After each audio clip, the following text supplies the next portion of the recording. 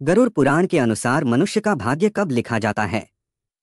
एक दिव्य रहस्य। ज्योतिष, भाग्य, कर्म और भविष्य, ये चार शब्द हमारी भारतीय संस्कृति के सबसे गहरे प्रश्नों और सबसे व्यापक रहस्यों को समेटे हुए हैं। हर इंसान जानना चाहता है कि उसका भाग्य कौन लिखता है, कब लिखा जाता है, क्या उसे बदला जा सकता है या वह अटल है। आज हम इन्हीं प्रश्नों का उत्तर ढूंढने निकले हैं, गरुड़ पुराण के उस दिव्य ज्ञान से जिसे स्वयं भगवान विष्णु ने गरुड़ जी को बताया था। जब आत्मा गर्भ में प्रवेश करती है, भाग्य लेखन की शुरुआत वहीं होती है। गरुड़ पुराण का रहस्य बताता है कि जब जीव अनंत जन्मों के कर्मों के फल स्वरूप पुनः गर्भ में आता है, तब उसके साथ उसकी सारी कर्म श्रृंखला एक सूक्ष्म शरीर में संग्रहित होकर आती है। जिस क्षण आत्मा गर्भ में प्रवेश करती है, वहीं से भाग्य का लेखा जोखा फिर से सक्रिय हो जाता है। यह आत्मा पिछले जन्मों के पुण्य और पापों को लेकर नए शरीर में आती है और ब्रह्मा जी उस आत्मा के लिए संपूर्ण जीवन की योजना तैयार करते हैं। भगवान विष्णु गरुड़ जी से कहते हैं, हे गरुड़, जब प्राणी गर्भ में आता है तब मैं उसकी आत्मा को चेतना देता हूँ और ब्रह्मा जी उसके कर्मों के अनुसार उसका भाग्य लिखते हैं। लेकिन कब? गर्भस्थ स्थिति में कौन सा समय है जब भाग्य लिखा जाता है? गरुड़ पुराण में स्पष्ट रूप से कहा गया है कि गर्भधारण के 7वें माह में जब आत्मा पूरी तरह से शारीरिक चेतना प्राप्त कर लेती है, तब ब्रह्मा जी उसके जीवन का पूरा लेखाजोखा ललाट पर अंकित कर देते हैं। इस प्रक्रिया को ही भाग्य लेखन कहा जाता है। यही कारण है कि ज्योतिष शास्त्र में भी जन्म के समय की कुंडली को इतना महत्व दिया जाता है, क्योंकि जन्म के समय जो ग्रह नक्षत्र स्थिति में होते हैं, वे ही उस आत्मा के पूर्व जन्मों के कर्मों के संकेतक होते हैं। भाग्य ललाट पर क्यों लिखा जाता है? क्या इसे मिटाया जा सकता है? शास्त्रों के अनुसार ब्रह्मा जी जब जीव के भाग्य को लिखते हैं तो उसे अक्षर नहीं बल्कि दिव्य ऊर्जा से ललाट पर अंकित करते हैं। यह कोई स्याही से लिखा लेख नहीं होता, बल्कि एक आध्यात्मिक कोड होता है जिसे केवल देवता या सिद्ध योगी ही देख सकते हैं। यही कारण है कि कई संत अपने तप से यह जान लेते हैं कि कौन किस भाग्य को लेकर आया है। लेकिन क्या इसे मिटाया जा सकता है? गरुड़ पुराण कहता है, हे गरुड़, भाग्य कर्म से जुड़ा है और कर्म को तप, भक्ति और सच्चे ज्ञान से बदला जा सकता है।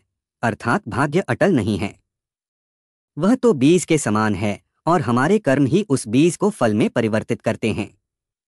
गर्भ में आत्मा को ज्ञात होता है पूरा सत्य। यह जानकर आप चौंकेंगे कि जब आत्मा गर्भ में होती है तब उसे अपने पिछले सभी जन्मों की स्मृति होती है। उसे यह भी पता होता है कि क्यों वह इस जन्म को प्राप्त कर रहा है। गरुड़ पुराण में वर्णन है कि गर्भ में वह आत्मा स्वयं ईश्वर से विनती करती है, हे प्रभु, इस बार मैं तुम्हारा नाम नहीं भूलूंगा, मुझे जन्म दो, मैं तुम्हारा स्मरण करूंगा, पापों से बचूंगा और जीवन को सार्थक बनाऊंगा। लेकिन जैसे ही जन्म होता है, वह आत्मा माया के आवरण में आ जाती है और सब भूल जाती है।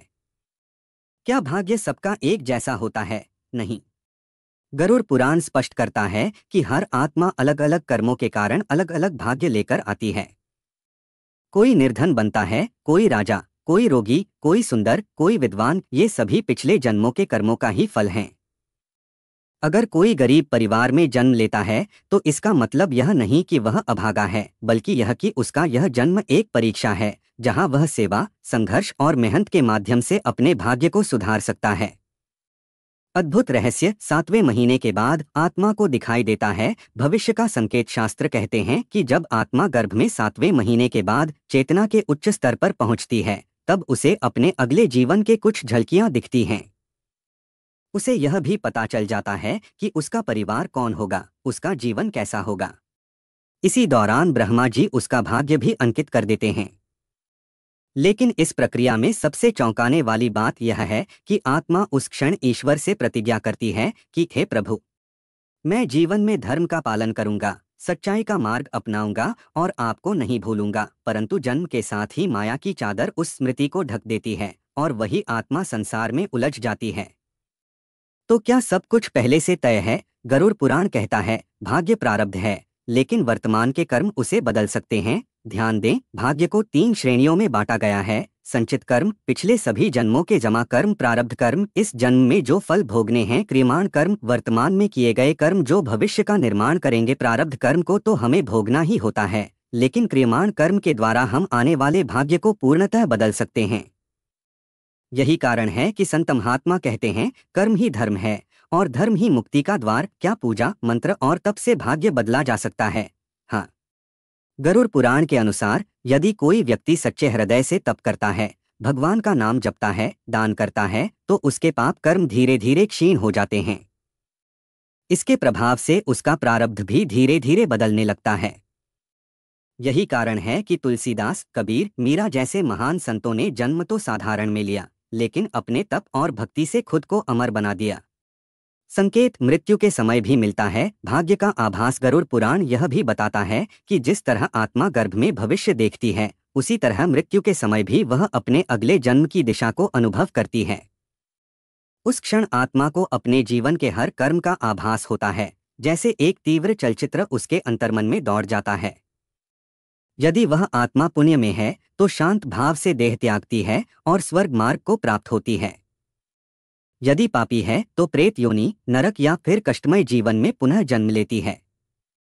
तो क्या करें ताकि भाग्य को श्रेष्ठ बनाया जा सके? गरुड़ पुराण हमें 5 स्पष्ट उपाय बताता है। सच्चे मन से ईश्वर का नाम जपना, विशेषतः नमो भगवते वासुदेवाय। प्रतिदिन कुछ समय धर्म ग्रंथ पढ़ना, जैसे भगवद गीता, गरुड़ पुराण। दान और सेवा करना, यह हमारे पापों को दूर करता है। माता पिता और गुरु की सेवा, इनकी कृपा से प्रारब्ध भी बदल सकता है। मौन, ध्यान और ब्रह्मचर्य का पालन, ये भाग्य के सबसे गहरे बंधनों को तोड़ सकते हैं। भाग्य लिखा जाता है पर मिटाया भी जा सकता है। गरुड़ पुराण हमें यह नहीं सिखाता कि हम मजबूरी के गुलाम बन जाएं, बल्कि यह कहता है कि भाग्य तो लिखा गया है, परंतु भगवान ने हमें कर्म की स्वतंत्रता भी दी है।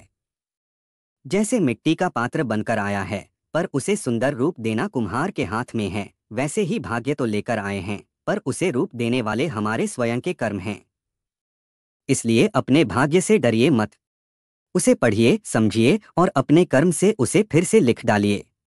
अगर इस दिव्य रहस्य ने आपके मन को झकझोर दिया हो तो वीडियो को लाइक करें, कमेंट में हर हर महादेव जरूर लिखें और ऐसे ही अद्भुत रहस्यों के लिए चैनल को सब्सक्राइब करना न भूलें।